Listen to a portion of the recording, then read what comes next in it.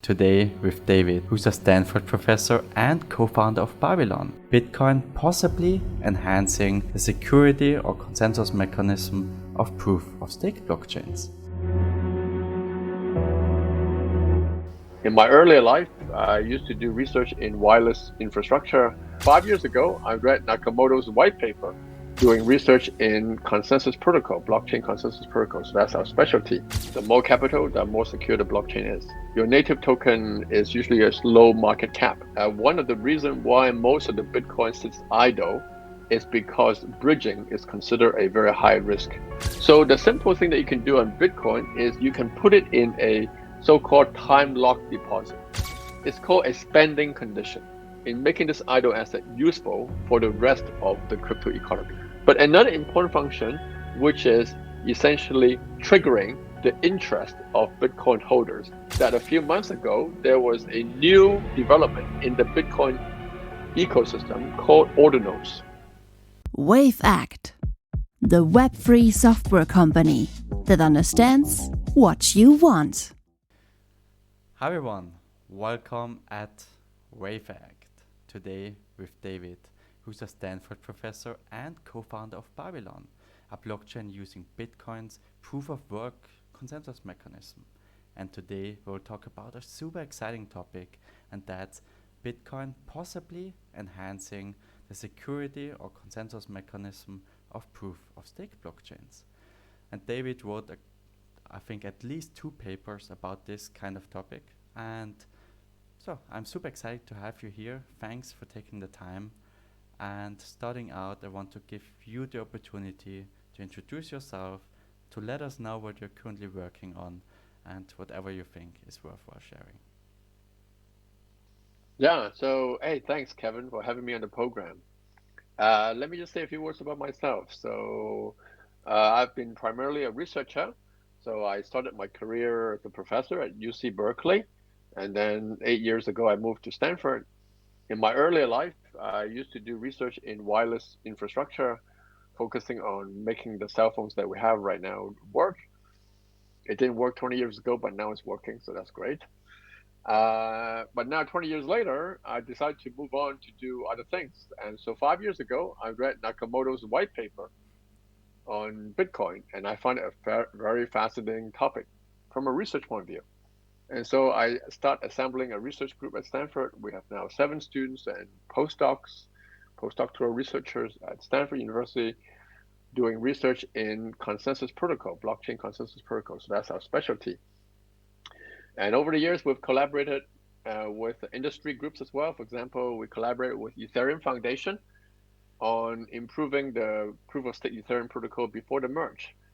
And so about a year and a half ago, we came with this idea of, hey, actually, there's a lot of advantages combining Bitcoin security with proof-of-stake blockchain. So that's where the project Babylon come from. It's a startup. We started about a year and a half ago. Awesome, sounds exciting. Well, I obviously did some research on your project, right? And from my understanding, you will launch your mainnet next year or in the early next year. Is that right? Yeah, we're shooting for launching around the next halving, Okay, next Bitcoin awesome, halving. exciting, great timing. Well, based on that, right, the main issue, just to summarize for the less technical people here, and please, David, correct me if I'm wrong from your point of view. Well, most proof-of-stake blockchains, if they launch, usually have the issue to meet that, let's say, necessary threshold of staked native assets to actually provide a good, let's say, or a decent security based on its consensus mechanism. And your papers, especially the newest one, which I think has been released this month, right, focuses on actually making non-native assets like Bitcoin, for example, part of this consensus mechanism, right? How, or let's go from the personal standpoint first. How did you came up with this? Because that's quite out of the box. Like, what triggered that thought that you thought this is something that's feasible, doable, and actually makes sense? Yeah. So just to start a little bit background, so proof of stake protocol, as you mentioned, is secured by capital. The more capital, the more secure the blockchain is. So the traditionally, proof of stake protocol has always been focused on launching a native token and then use that native token to secure the blockchain. Um, Now, however, there are some issues here, especially when you start a new blockchain. Your native token is usually a low market cap. So low market cap means low security. And so to improve the security, you have to offer a very high inflation, typically, of the currency in order to attract people to invest in your blockchain and increase the market cap, increase the amount of value staked. And so this is causing a lot of problems for many new blockchains because new blockchains wants to focus on developing the application. They don't want to spend all this inflation on security, which is a means, but not really the ends of a blockchain. And so our idea is that um, if instead of in addition to your native token, you can pull in a much larger and in some sense more stable asset like Bitcoin to stake on to validate and secure your blockchain. That would be a double win situation because from the point of view of the blockchain, the proof of stake blockchain, now it has a much more stable capital to land on and potentially cheaper because it's such a large supply. And two is from a point of view of the Bitcoin holders. Right now, most Bitcoin holders are earning almost zero yield on their Bitcoin. They're just holding it. Now it is an opportunity for them to earn some upside by investing in a proof of stake blockchain and earning upside on the reward from that blockchain. So we think it's a double win situation. Mm-hmm. Uh, well, I have to be honest. The first thing that I thought when reading your or skimming your paper, right, was like, how is that supposed to work in a way that you don't, also that you're not subject to the same security issues that bridges face, for example, or any Mm. cross-chain protocols, especially since Bitcoin is non-EVM compatible and a lot of proof of stake blockchain, for example, are EVM chains, EVM networks. So we'd love to know what your approach, maybe on a superficial or Yeah, also in-depth level, was. sure. Yeah, let me try to deconstruct your question into multiple aspects. So first, you're correct. One of the reasons why most of the Bitcoin sits idle is because bridging is considered a very high risk uh, operation for Bitcoin holders, and they don't want to bridge the Bitcoin from the Bitcoin chain. And that's why, since most of the DeFi activities are happening on elsewhere, not on the Bitcoin chain, there's very little way for Bitcoin holders to earn yield. So, so our design is really we basically figure out that to achieve this particular use case of staking, there is no need actually to bridge the Bitcoin. So you can think of bridging the Bitcoin allows you to do anything you want on the other chain, but you're subject to bridging risk. What we're saying here is that if you focus on a very specific use case, but very important use case of providing security to the proof of stake chain, then the technology that we develop says that actually bridging is not needed. Okay? Mm-hmm. So that's number one part to your question. The second part about EVM or not EVM compatible, actually, because our security is happening at the consensus level. Okay? So this is one level below the EVM. And so it doesn't matter actually whether the chain is EVM or not EVM. Our technology still works. And how does it actually work, right? Because I can imagine that you have, for example, probably not so simple, Bitcoin smart contract, if you call it that way, right? Where you basically stake your Bitcoins and the destination chain, or not destination chain, but the proof of stake chain, then somewhat maybe gets a validity proof or something like that. I don't know, it's just an assumption on my end Mm-hmm. that testifies, well, Bitcoins have been staked and you get your rewards on that proof of stake chain. That would be my first thought. Would you mind correcting me to your solution? That would be awesome. Yeah. So I think what you say is at a high level quite correct. Okay. But let me elaborate a little bit more. So when you put, first of all, there's no smart contract on Bitcoin. There's no smart contract on Bitcoin. In other words, you can't write an arbitrarily complex contract. Okay. However, there are something simple that you can do on Bitcoin. And essentially, our technology is to use what is simple on Bitcoin and still achieve our purpose. And that's really the challenge of the technology. So the simple thing that you can do on Bitcoin is you can put it in a so-called time lock deposit. A time lock deposit. There is a ability on the Bitcoin script that Nakamoto came up with that enables you to put it on a time lock. Say, time lock it for 6 months. Okay, so you can do that. Now, once you put it on a time lock, what does that mean? That means you have entered a particular transaction on the Bitcoin chain. The transaction says, oh, okay, this one Bitcoin is now put in a time lock for 6 months. Okay. Now, everybody in the world, including the proof of stake chain, can actually see this transaction on the Bitcoin chain. It's confirmed on the Bitcoin chain. So this is the validity proof that you actually mentioned. It doesn't require any fancy technology like ZK proof or that kind of thing, but it's just a transaction entered into the Bitcoin chain, confirmed, and everybody can see. Okay. So at this point, the proof of stake chain knows that, oh, okay, this guy has locked up his one Bitcoin to secure my chain. Okay. However, what is the key challenge though is that staking has a very, very important aspect to it, which is called slashing. It's like, you go to an Airbnb, right? You need to put down some deposit to guarantee that you won't trash the Airbnb upon departure. So after you put the deposit and you behave properly and you leave, then you can get a deposit back. So that deposit is very important to ensure good behavior.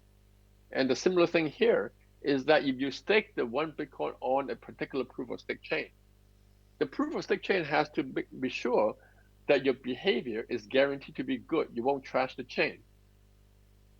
And the way to do that is the proof of stake chain needs to have an ability to be able to slash or take away this one Bitcoin or a fraction of this one Bitcoin upon bad behavior, so that no bad behavior can happen.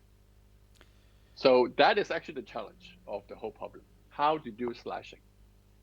And the communication between those networks basically happens through Cosmos inter-blockchain communication protocol, right?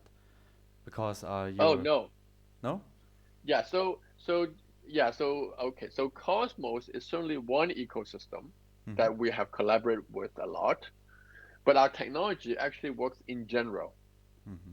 The communication is actually all it needs is to send transactions onto the Bitcoin chain. So we don't need a very complicated communication protocol. But okay, the good thing is the funds will be slashed on Bitcoin and so on. Obviously, right? Everything happens there. But Yes. how does the Bitcoin chain determine Know that, right? that Yeah, exactly? Yeah. exactly. Exactly. So the Bitcoin chain is not very smart. So the Bitcoin chain can't look at the proof of stake chain and then try to figure out what's happening over there. Okay. So instead, our design is the other way around. Is that if something bad happened on the proof of stake chain, okay, we want to be able to enable anybody actually to go and send a transaction to the Bitcoin chain to slash the funds. So your audience may have heard of a concept called fraud proof. For example, this roll up technology called Arbitrum, they use fraud proof, right? Fraud proof basically means that, hey, something bad happens, this behavior happens on the roll up, then it is used to send back to the main chain, in this case Ethereum, to tell Ethereum to slash the fund or revert the transaction, etc. So the design here is somewhat similar. We allow the proof of stake relayer to see bad behavior and then send a fraud-proof like thing back to the Bitcoin chain. However, there's a huge difference between Bitcoin and Ethereum, is that Bitcoin has a smart contract that enables it to process the fraud proof and understand the fraud proof. Bitcoin has no smart contract, and so Bitcoin doesn't understand anything, except for one thing. The only thing that Bitcoin knows how to do is to spend the Bitcoin. It's called a spending condition, okay? Mm-hmm. So basically, we have to design our fraud-proof system using cryptography in such a way that all Bitcoin needs to do is to take the message and say, oh, this is a spending message, and I will slash it based on this spending message. Okay. That basically answers my next question, because I just read that you're actually revealing the private key, and I just thought, well, how is that supposed to work, right? You won't just slash the full thing, right? If you have like 10 Bitcoins staked, you won't hopefully slash 10 Bitcoins just because of one misbehavior. So that explains that part, right? And yeah, that's so cool. yeah. So about slashing the 10 Bitcoin, right? So this is slashing the 10 Bitcoin would be the extreme point of the design. It would be a very, very strong security to the proof of stake chain, but it would be rather scary potentially for the Bitcoin holder. So in any design, you're always trading off between the staker's peace of mind and the proof of stake chain security. So the way this can be done is actually quite simple, is that you can actually design your contract on a Bitcoin chain in such a way that, for example, you put 90% of the money in a time lock, and 10% of money, only 10% of that can be slashed. So this is possible because you can actually specify two outputs on a Bitcoin transaction. One output goes to 90%, always locked, and only can be withdrawn, but cannot be slashed. 10% is also time locked, but can be slashed. So that is completely possible. And are these parameters like this ratio something that these proof of stake chains can choose themselves or the community?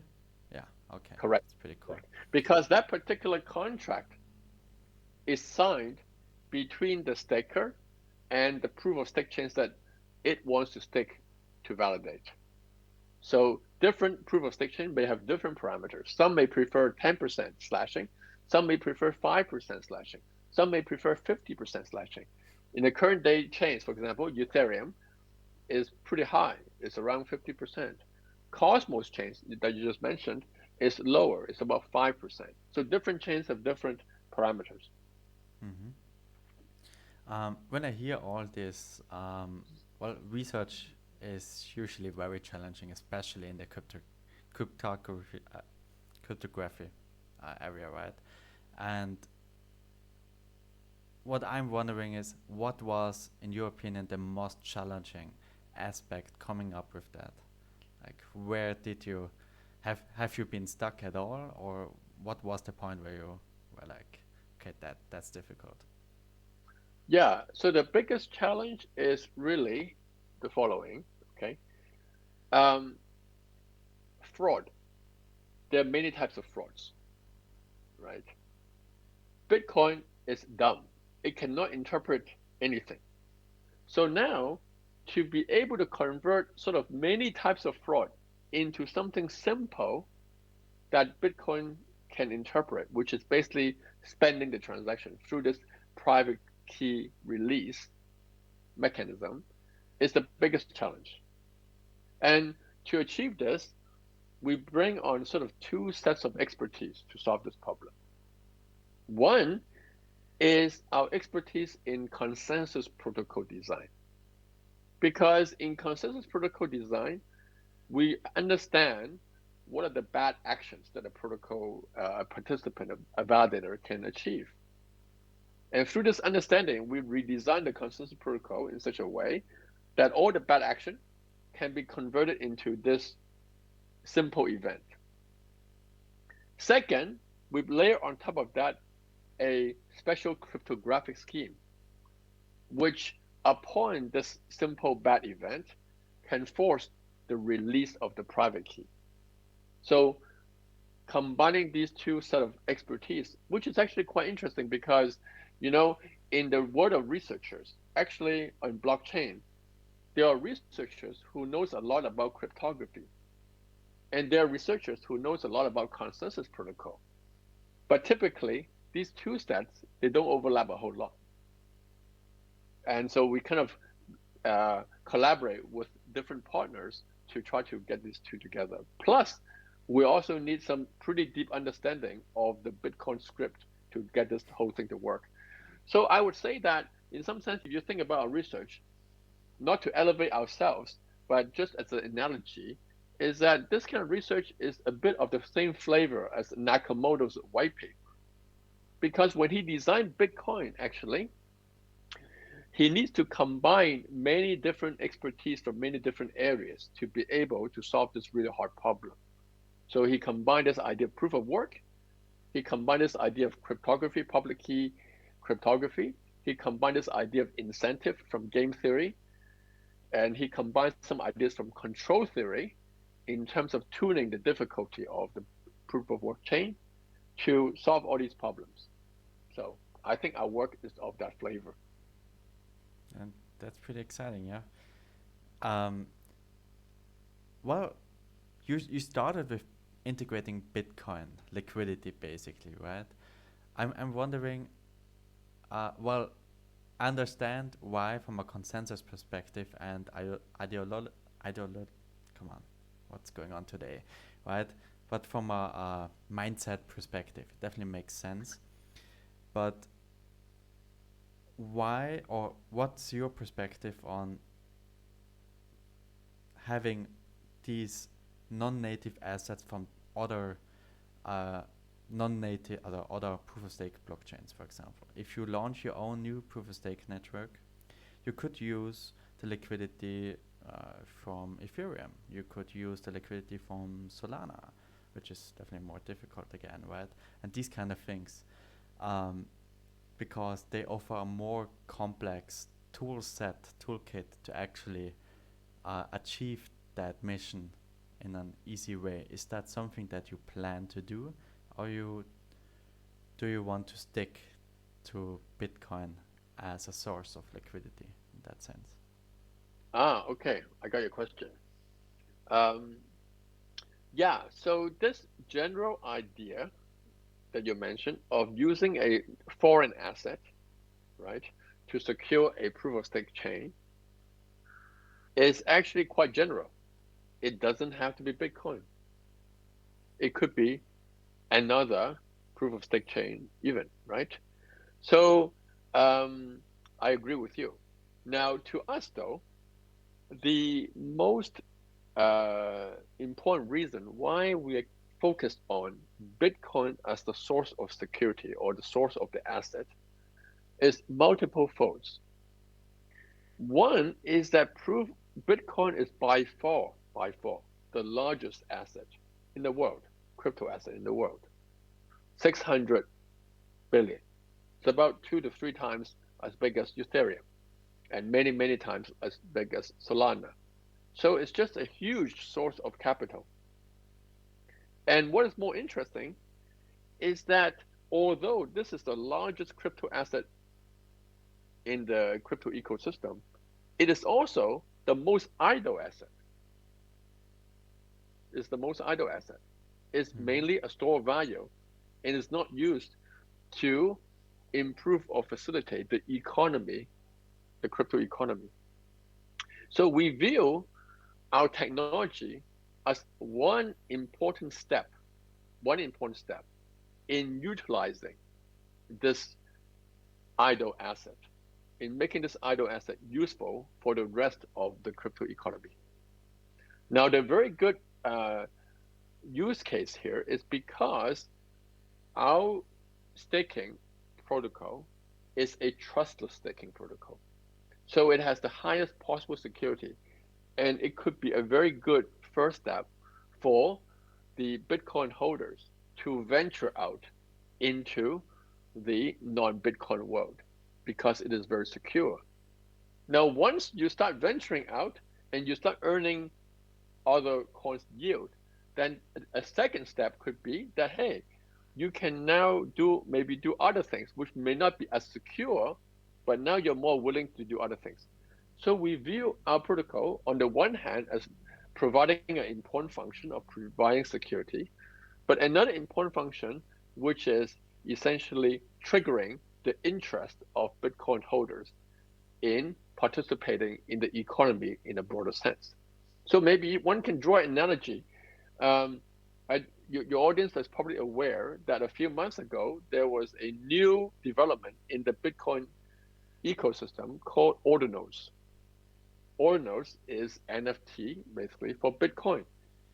And ordinals, I think, is a very good example of this kind of work. That is a particular use case of Bitcoin that triggers people's interest, renewed interest in Bitcoin more broadly than just a store of value. So we view our project as of similar flavor, but focusing on security. Okay. Well, just thinking about that research in general, right? We see the same issue with almost every crypto protocol on the application layer as well, right? Doesn't need to be the consensus layer. If we think about lending protocols, which you have compared in your blog article as well, for example, that's a potential business or use case for that research too. Or what's your take on that part? Or do you think it's more applicable on the consensus layer only? Yeah. So the one reason why we're focusing on the consensus layer is because staking has a very interesting distinction from lending, for example. So staking, the so-called risk you take is basically the slashing risk. And this slashing risk is a fully self-controllable risk in a sense that you go to an Airbnb, if you behave nicely, you don't expect your deposit to be removed from you. So this is fully under your control. On the other hand, if you do lending, for example, then you're subjected to market conditions. You're subject to market conditions. So I think slashing among all the crypto investment or crypto DeFi activities is kind of the lowest, most controllable risk. And so we felt that starting from this one would be a good thing for Bitcoin holders. Yeah, absolutely makes sense. I just was curious on my end, right? Okay, well, we have a tradition introduced since our last podcast, and that's the previous guest always asks a question to the next guest without knowing who the next guest will be. So, and the question would be, what is the most interesting thing you found out that exists in Web3 that really surprised you? Yeah. So I've been working in the Web3 space for the past 5 years.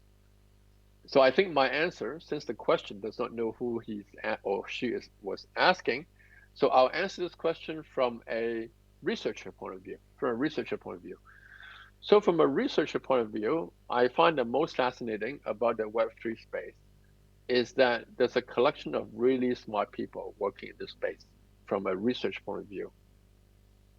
And the people are very broad, and also they come from all directions, and they're all just extremely brilliant. And I really enjoy working with these people. And they're not only academics, but mainly also from industry, founders. For example, I collaborate with a lot of founders from the Cosmos ecosystems that you mentioned briefly, and they're all just amazingly strong researchers, as well as entrepreneurs.